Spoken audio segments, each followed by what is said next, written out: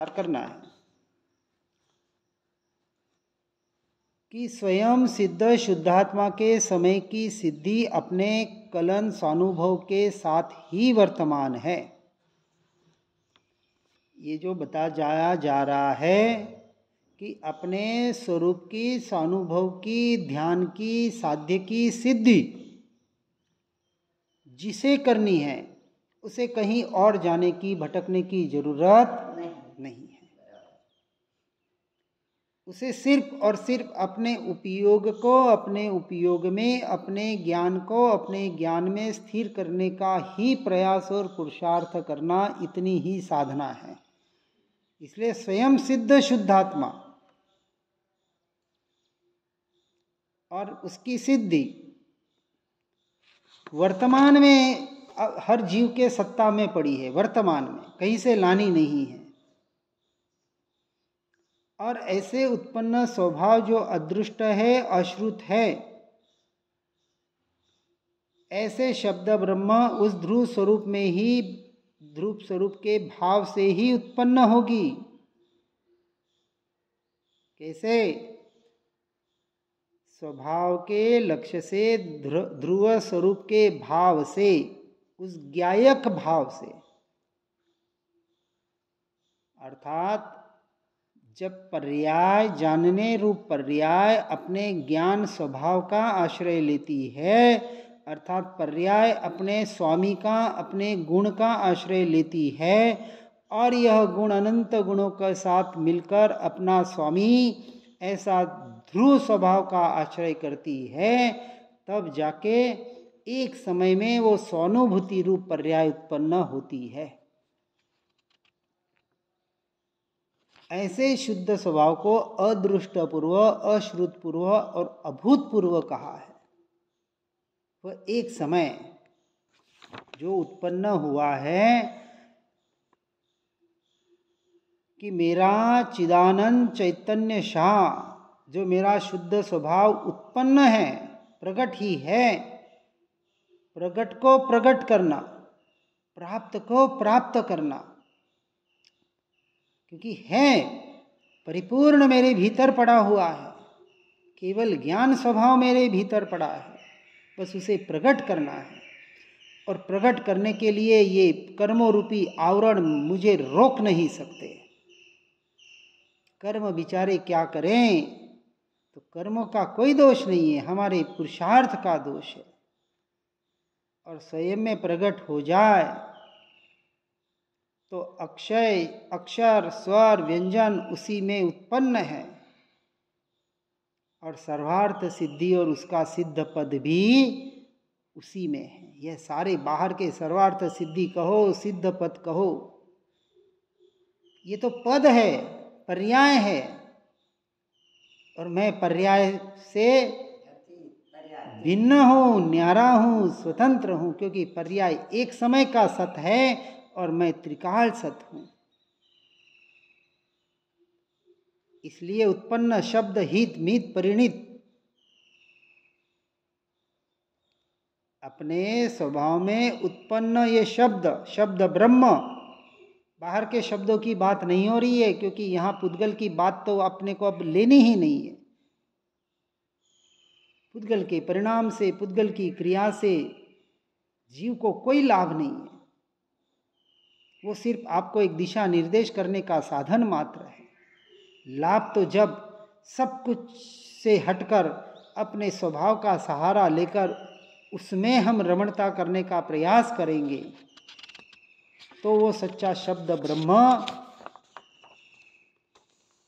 भाव भाषण के साथ भाव शब्द, भाव ब्रह्म बनकर अपने स्वभाव की अनुभूति कराएगा, अपने ब्रह्म स्वरूप की अनुभूति कराएगा। इसलिए सांसारिक कोमल और ललित प्रिय भी मिथ्यावाणी हेय है। हाँ, कोमल ललित हेय अवगा अगुरु लघु वाधा विली।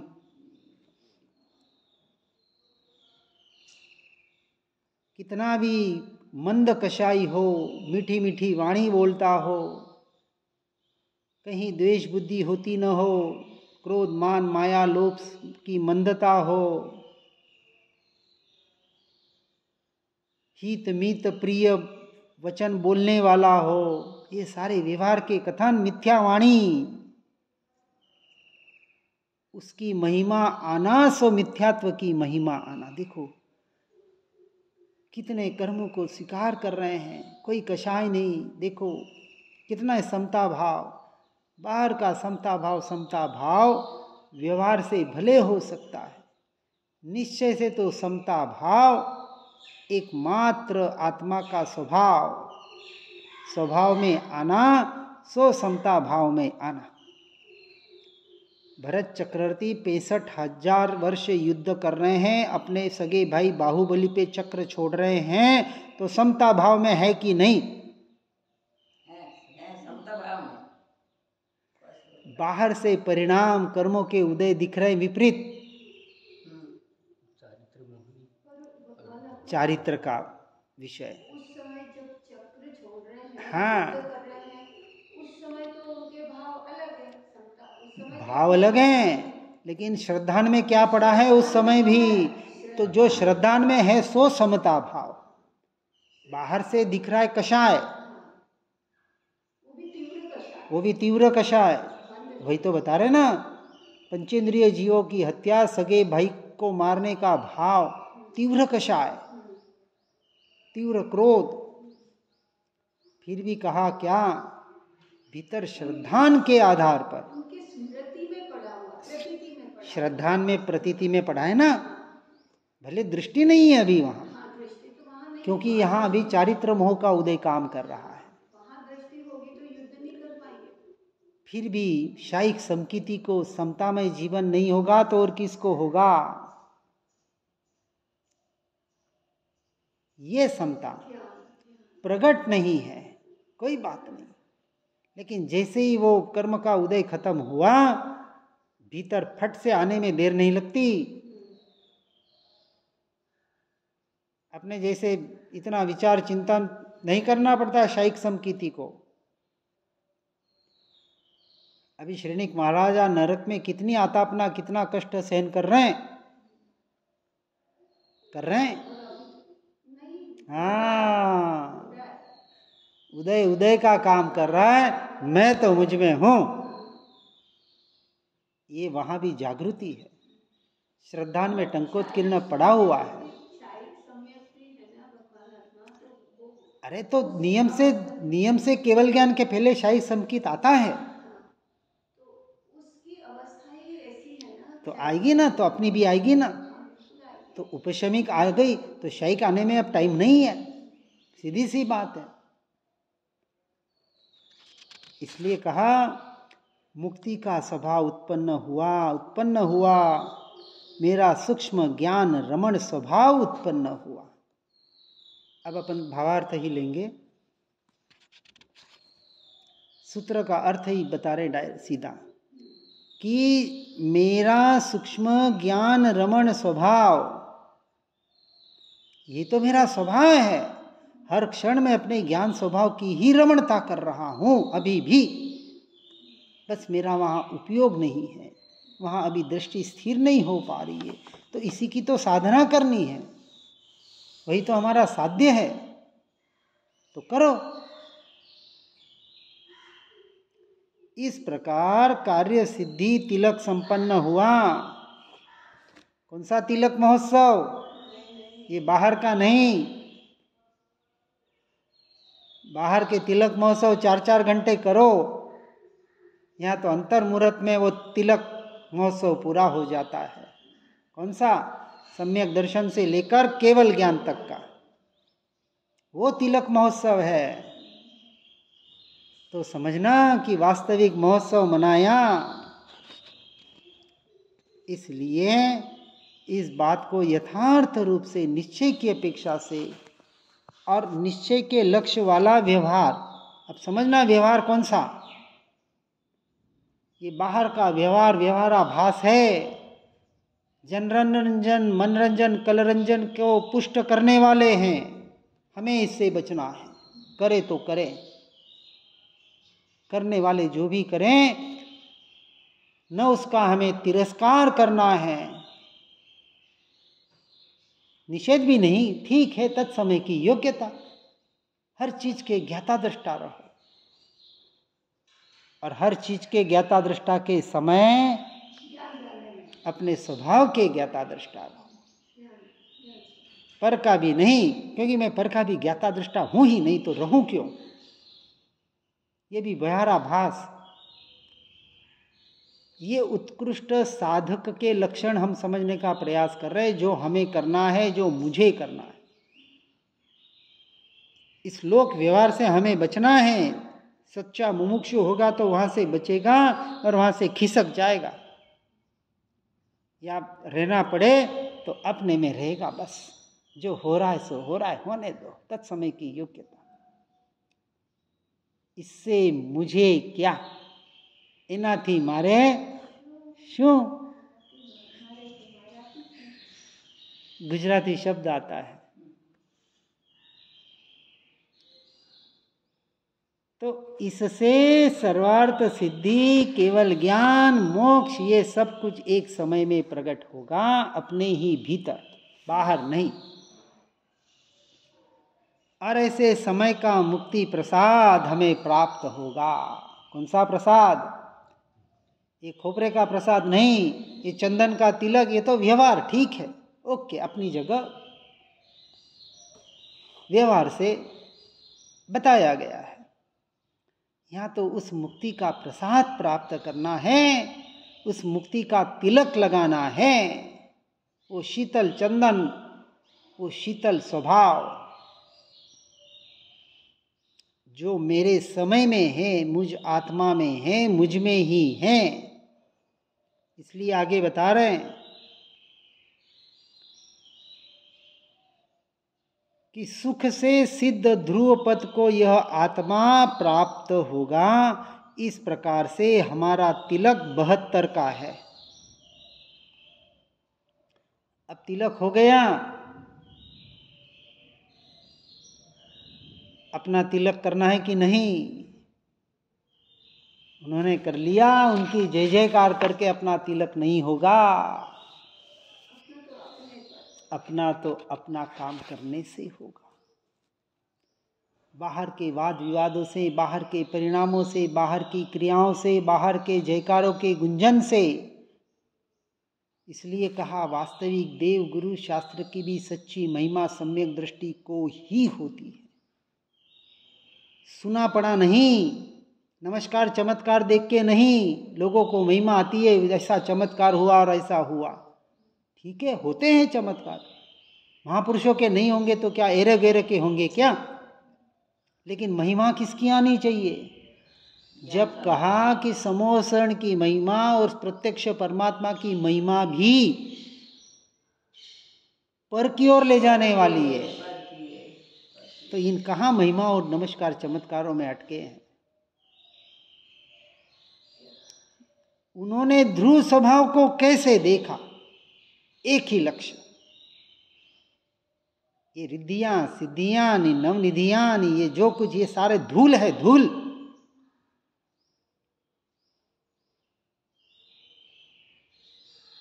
क्षणिक पर्याय होते हुए भी 100% हेय है। 11वें गुणस्थानक से क्यों गिरता है जीव? इतना उत्कृष्ट जीव 11वां गुणस्थानक में भावलिंगी मुनिराज ही पहुंच सकते हैं। दूसरा द्रव्यलिंगी तो पहले में है। अब विचार करना कि एकमात्र संजलन लोभ, 16 कषाय में एक कषाय ही वहां शेष है, संज्वलन लोभ। ऐसा क्या होता होगा, हम तो सिर्फ कल्पना कर सकते हैं। कितनी रिद्धियां सिद्धियां, क्या क्या प्रकट होता होगा, कैसी कैसी भीतर उनके अनुभूतियां, ऐसा क्या उछलता होगा। एक समय के लिए वहां दृष्टि गई, आगे सीधे। नकुल सहदेव क्या हुआ? 5 पांडव, 11वें स्थान से, हाँ, ये 11वीं की तो बात है। हाँ, एक समय और सीधा नीचे लाके गिरा दिया। सर्वार्थ सिद्धि में 33 सागरोपम का बढ़ा दिया। अपन एक भव कहते हैं, पर 33 सागरोपम में कितने भव हो जाते हैं। और वहां सिर्फ एक शुद्ध आत्मा की चर्चा और कोई चर्चा नहीं। इसलिए चर्चा से नहीं, चर्या से काम होता है। इसलिए कहा, सुख से सौख्य से यह अंतरात्मा ध्रुव सिद्धि को, जो कि स्वयं अपने अनुभव में प्रसिद्ध को प्राप्त हो रही है, एक एक अनुभव बता रहे हैं ना, वैसा हमें करना है। उनके अनुभव से उछलने से हमारे अनुभव नहीं होने वाला। तो अपना अनुभव बता रहे हैं। अब तुम्हारे भीतर ऐसा हो रहा है कि नहीं, देखो यहां। अब अंतरात्मा ध्रुव सिद्ध और कुछ भी नहीं, जो अनुभव में प्रसिद्धि में आवे यहां, उसे प्राप्त करें, ये बता रहे हैं। यही तीर्थंकरों का तिलक है, उसे यह आत्मा प्राप्त करे। और इस संसार की समाप्ति का नाम तिलक है, उसे यह आत्मा प्राप्त करेगा। ये करेगा कब? यहां लक्ष्य करो। करने वाले ने कर लिया, उससे हमारा काम नहीं बनेगा। स्वयं का करेंगे तो मुझे मेरा पेट भरना है तो मुझे ही खाना पड़ेगा। भले माँ कितनी भी बोल दे आप खा लो, हमारा पेट भर जाएगा।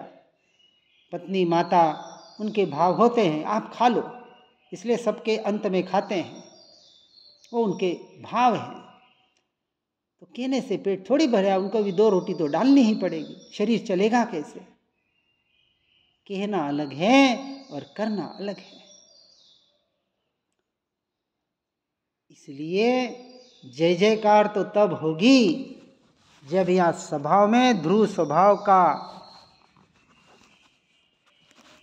आश्रय लेकर वो पर्याय, सम्यक दर्शन की पर्याय प्रकट होगी। तब समझना कि अपने मोक्ष मार्ग का तिलक हुआ। उसके पहले कोई तिलक नहीं, कोई तिलक नहीं चाहिए हमें। और कौन मुझे तिलक लगाएगा? मैं ही मुझे मेरा तिलक लगाऊंगा। इस दृढ़ता के साथ जीव को आगे बढ़ना है। ये दृढ़ता इतनी, जीव इतना, जो अपन व्यवहार से कहते हैं ना, खुददार हो जाता है। इतना खुददार, वो अभिमान नहीं है, अहंकार नहीं है। खुददार ही अलग चीज होती है और अभिमान, अहंकार अलग वस्तु होती है। मैं परमात्मा हूं, मैं स्वयं भगवान हूं, ये अहंकार नहीं है। ये श्रद्धा की दृढ़ता है, ये अपने स्वयं का निर्णय है, किसी को नीचा दिखाने के लिए नहीं। सभी जीव परमात्मा है, सभी जीव भगवान आत्मा है, लेकिन मुझे अन्य से क्या? सभी जीवों का परिणमन उनके कर्मों के अनुसार हो रहा है, सो हो, उससे मुझे क्या? मुझे तो मेरा कार्य करना है, मुझे तो अपने भीतर में स्थिर होना है। बस एक ही लक्ष्य, एक ही उपाय, एक ही कार्य और एक ही पुरुषार्थ। सबसे दृष्टि हटानी ही पड़ेगी। और किसके लक्ष्य से? हटाने का भी प्रयास नहीं करना है, स्वयं हट जाएगी। हाँ, ये भी व्यवहार का कथन। और इसलिए कहा जाता है कि हट नहीं पा रही है ना, इसलिए कहा कि दृष्टि हटाओ। आ भैया, क्या कुछ नहीं है बाहर, सब कुछ तेरे भीतर बता दिया। वहां दृष्टि कर ले, तुझे सब कुछ मिल जाएगा। इतनी उत्कृष्ट से उत्कृष्ट और सहज और सरल साधना, कितनी सहज सरल, जहां कुछ न करना, न धरना, न लेना, न देना, मात्र अपने में रहना। इसी का नाम अनंत पुरुषार्थ है। कुछ करने का नाम वास्तविक पुरुषार्थ नहीं है। ये भेद ज्ञान, ये प्रारंभिक भूमिका के सारे अभ्यास है। ये भी बोझा है, लेकिन अभी इतना बोझा तो उठाना पड़ेगा। बाहर के बोझे से ये बोझा योग्य है अभी भूमिका के अनुसार, क्योंकि स्थिर रह नहीं पा रहे। ये स्वाध्याय सत्संग अभी हमारे खुराक है, हमारी जरूरत है। ये इससे हमारे भावों की भी वृद्धि हो रही है। अपना निर्णय करने में हमें सहजता प्राप्त हो रही है कि ऐसे गुरु महाराज ने किया, ऐसा मैं कब करूँगा, और कब करूँगा नहीं, आज अभी तक जितना ज़्यादा से ज़्यादा इस शरीर के अनुसार, इस द्रव्य क्षेत्र काल भाव के अनुसार जितना होगा उतना मुझे अभी के अभी से शुरुआत करनी है। और कुछ नहीं कर सकूं तो कम से कम पर से तो हट सकता हूं ना, उतना तो हटो। पर में मैं मेरा पना तो छोड़ो, पर का कर्ता भोक्ता बनना तो छोड़ो। इसलिए ये संसार से छूटे बगैर, और इसे कहा सर्वसंग परित्याग करके एकांत क्षेत्र में आके एक बार भले निठल्ले बैठ जाओ, क्योंकि स्वरूप आपको पता है, स्वभाव की मुझे साधना करनी है पता है, कम से कम दूसरे विकल्पों से, दूसरे कर्मों से, पर परिवार से तो बचेंगे, उतना तो कार्य हुआ। तो जितना जैसा उपाय होता है उस उपाय मोक्ष मार्ग में करके अपने भूमिका के अनुसार आगे बढ़ने का प्रयास और पुरुषार्थ करें। इसी भावना के साथ ओम नमः सिद्धम। जिन वाणी के ज्ञान से हो सम्यक श्रद्धान, हो चारित्र महान और पाऊं पद निर्वाण। श्री जिनवाणी जिनवरवाणी जग जीवों को सुखदानी, मोह विनाशक तत्व प्रकाशक भविक जनों के मन आनी। पूर्ण ज्ञान के महासिंधु से रत्नत्रय के रत्न मिले, ज्ञान भानु का उदय हुआ है, भव्यों के ही कमल खिले। मोह मान अज्ञान तिमिर को ज्ञान किरण से दूर किया, सुनय जगाती कुनय भगाती, स्यादवाद का मार्ग दिया। वस्तु स्वरूप यथार्थ बताया, बतलाया निज आत्म राम। धन्य धन्य जिनवाणी माता, शत शत वंदन सतत प्रणाम। शत शत वंदन सतत प्रणाम, शत शत वंदन सतत प्रणाम।